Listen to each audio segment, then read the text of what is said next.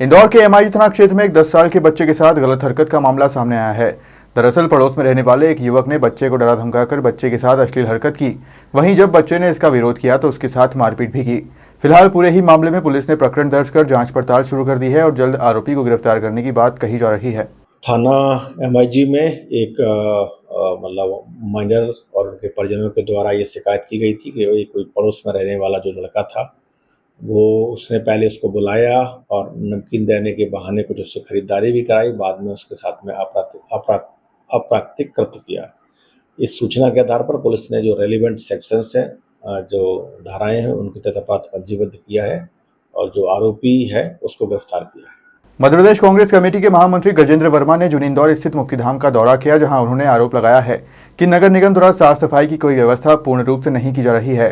साथ ही परिसर में स्थित बगीचे में गंदगी के ढेर पड़ा है। इसके अलावा यहां स्थित सभागृह में शोक सभा की जाती है, वहां भी लाइट पंखे सब खराब पड़े हैं, जिसको लेकर शहर के नागरिकों द्वारा कई बार इसकी शिकायत की जा चुकी है।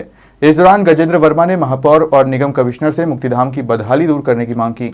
देखिए, हम लोग शहर में रहते हैं। जब मैं इंदौर शहर में जगह जगह जाके मुद्दे उठा रहा हूँ तो मुझे कई शिक्षाविद और सामाजिक प्रबुद्धजनों के फ़ोन आए कि भैया आप जूनी इंदौर मुक्तिधाम की भी एक बार दुर्दशा का मामला उठाओ, बहुत हालत ख़राब है। हम लोगों ने महापौर को वीडियो और फोटो द्वारा सूचना भेजी, लेकिन अभी तक कोई कार्रवाई नहीं हुई।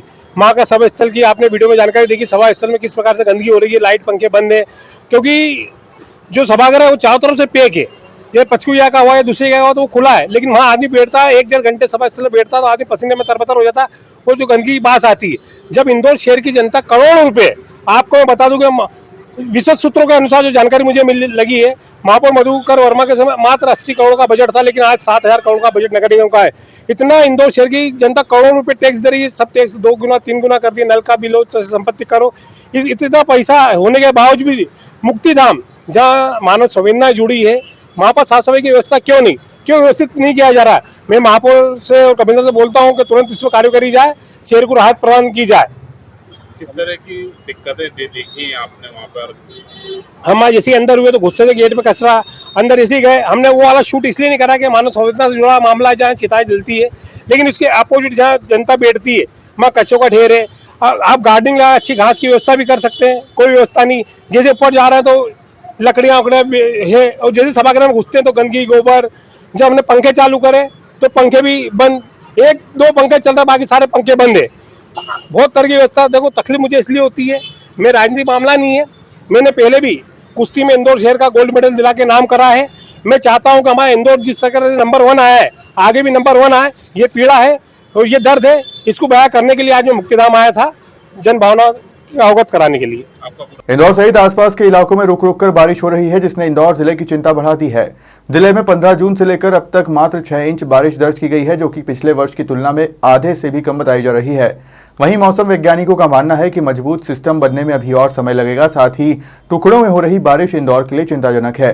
इसके अलावा इंदौर जिले के महू, देपालपुर और सांवेर इलाके में भरपूर बारिश देखी जा रही है।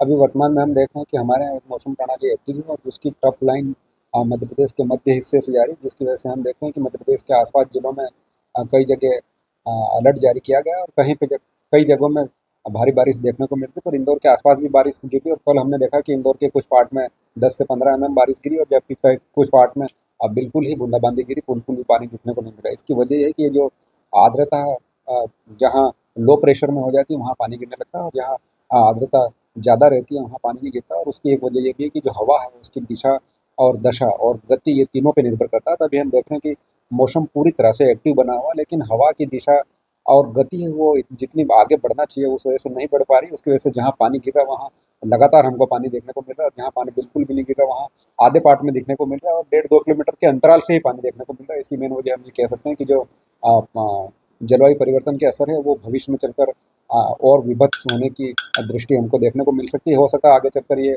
कुछ पार्ट में बारिश देखने को मिलेगी और कुछ पार्ट में हमको तेज धूप देखने को मिल सकती है। सर, नया अभी कौन सा ऐसा मौसम जनरेट हो रहा है जिसके कारण इंदौर में बारिश होने की संभावना है?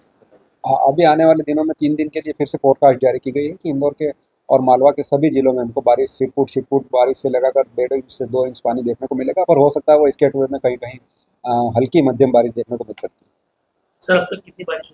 अभी तक हम देखें तो 6.5 इंच पानी इंदौर इंदौर पूरे ज़िले की अगर बात करें तो 6-6.5 इंच बारिश प्राप्त हो चुकी है। पर हम केवल इंदौर शहर की बात करें तो इंदौर शहर में भी 4 से 5 इंच बारिश देखने को मिली, और जो ज़्यादा बारिश जो है औसत बारिश है वो देपालपुर में एक दिन 3-4 इंच बारिश पूरी हो गई, वो काउंट हो गई, जिसकी वजह से अगर इंदौर का डाटा अगर देखें तो इंदौर में 6-6.5 इंच बारिश पानी प्राप्त हो चुका है। आसपास के क्षेत्रों में बारिश आज भी इंदौर में ऑरेंज अलर्ट घोषित किया गया और इंदौर को भी रखा गया कि इसमें हो सकता है आसपास के ज़िलों में तो 2 दिन से जारी कर रखा है, लेकिन अभी आज हो सकता है शाम तक हमको तेज बारिश देखने को मिल सकती है। इंदौर जिला प्रशासन द्वारा अवैध कॉलोनी को लेकर काम किया जा रहा है। इसी के तहत जिला प्रशासन ने शहर में नई विकसित होने वाली कॉलोनी के लिए सबसे पहले कलेक्टर कार्यालय में सभी विभाग के अधिकारियों के सामने प्रेजेंटेशन देना होगा। इसके पश्चात संबंधित अधिकारी द्वारा क्षेत्र में जाकर निरीक्षण किया जाएगा। इसके बाद ही नई कॉलोनी विकसित करने की अनुमति दी जाएगी। बुधवार को करीब 15 बिल्डरों द्वारा नई कॉलोनी विकसित करने के लिए प्रेजेंटेशन दिया है। कॉलोनी सेल को लेके एक नई प्रक्रिया जब लोगों ने शुरू करी है कि जो भी डेवलपमेंट परमिशंस के लिए कंप्लीशंस के लिए हमको आवेदन आते हैं उसकी एक प्रेजेंटेशन रखते हैं, और प्रेजेंटेशन में जब कॉलोनाइजर्स दिखाते हैं कि अगर पूर्णता प्रमाण पत्र के लिए उन्होंने अप्लाई किया है तो क्या क्या पूर्णता वहाँ पर उन्होंने अपनी कॉलोनी में कर ली। सभी विभागों के लोग भी बैठते हैं और सेम चीज़ विकास समितियों के लिए भी होता है। तो निश्चित रूप से सभी विभागों के सामने और सभी के सामने प्रेजेंटेशन से पारदर्शिता भी रहती है। इसके अलावा अगर कहीं कोई किसी डिपार्टमेंट की कमी है तो दूसरे डिपार्टमेंट के द्वारा भी उसको पॉइंट आउट किया जा सकता है और तेज़ी से कोऑर्डिनेशन के साथ काम होता है, किसी दूसरे विभाग को रेफर भी नहीं करना होता है। तो इन सब चीज़ों को ध्यान में रखते हुए प्रक्रिया चालू करी गई है, जिसकी के तहत लगभग 15 कॉलोनीज़ का कंप्लीशन का और अनुज्ञा की प्रेजेंटेशन रखी गई थी। उसमें से ज़्यादातर केसेस को अप्रूव किया गया है। 1 या 2 केसेस ऐसे हैं जिनमें कुछ कमियां थी, वापस। देश के सबसे स्वच्छ शहर इंदौर को स्वच्छता में 8वीं बार नंबर 1 बनाने के लिए नगर निगम प्रशासन की तैयारी जारी है। महापौर और निगमायुक्त प्रतिदिन शहर की साफ सफाई का निरीक्षण करने के साथ ही लापरवाही बरतने वालों पर कड़ी कार्रवाई की जा रही है। इसी क्रम में निगमायुक्त ने जेल रोड और नोवेल्टी क्षेत्र का निरीक्षण कर सफाई व्यवस्था का जायजा लिया। इस दौरान नगर निगम कमिश्नर ने निरीक्षण के दौरान सफाई व्यवस्था ठीक नहीं मिलने पर 2 सहायक दरोगा के 5-5 दिन का वेतन काटने के निर्देश दिए हैं। साथ ही CND वेस्ट फेंकने वालों के खिलाफ कार्रवाई के लिए भी निर्देशित किया।